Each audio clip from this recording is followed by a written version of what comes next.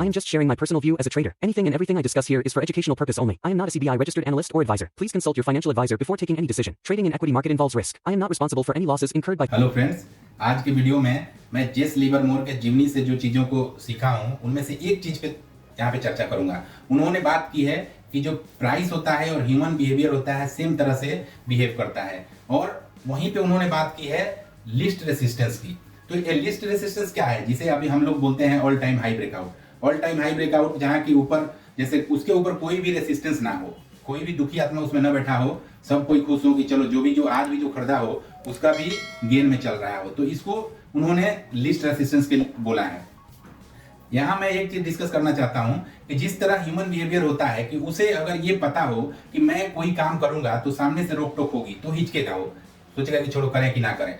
और प्राइस भी वही करता है कि अगर प्राइस के लेफ्ट साइड में जैसा कि चार्ट पे हम लोग देखते हैं अगर कोई रेसिस्टेंस है तो वो उस तरह से नहीं मूव करता जिस तरह से कि ऑल टाइम हाई में मूव करता है। तो इन्होंने कितने अच्छे से इस बात को मतलब ह्यूमन बिहेवियर के साथ मैच किया है कि प्राइस का जो बिहेवियर है ह्यूमन बिहेवियर से कोई अलग नहीं है।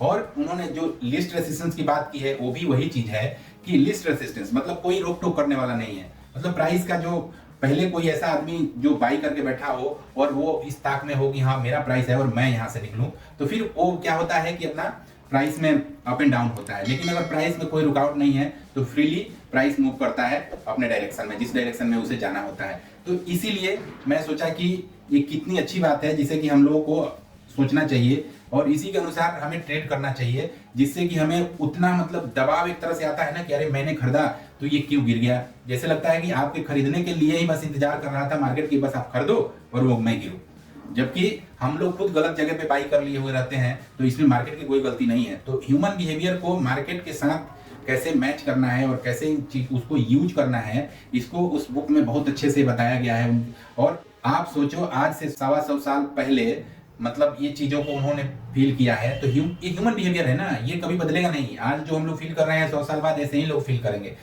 आज से 100 साल पहले भी लोग इसी तरह से फील किए हैं, जो कि हम देखे तो नहीं है लेकिन बुक्स में हम लोग पढ़ते हैं इस तरह की चीजों को। तो हमें भी ट्रेड करते हुए इस बात पे हमेशा फोकस रखना है कि जिस तरह अगर हम कहीं ट्रेड ले रहे हैं वो लिस्ट रेसिस्टेंस पे होगा, उसके ऊपर किसी भी तरह का दबाव नहीं होगा, तो प्राइस फ्रीली मूव करेगा जिस किसी भी डायरेक्शन में हो। ट्रेडिंग में ऐसा नहीं होता है कि आपको केवल बाई ही करना है या केवल सेल ही करना है।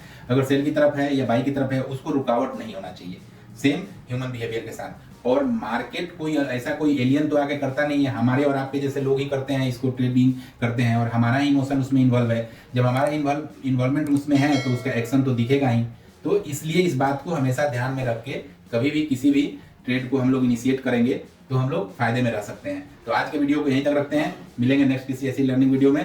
तब तक enjoy your life, happy trading, जय हिंद।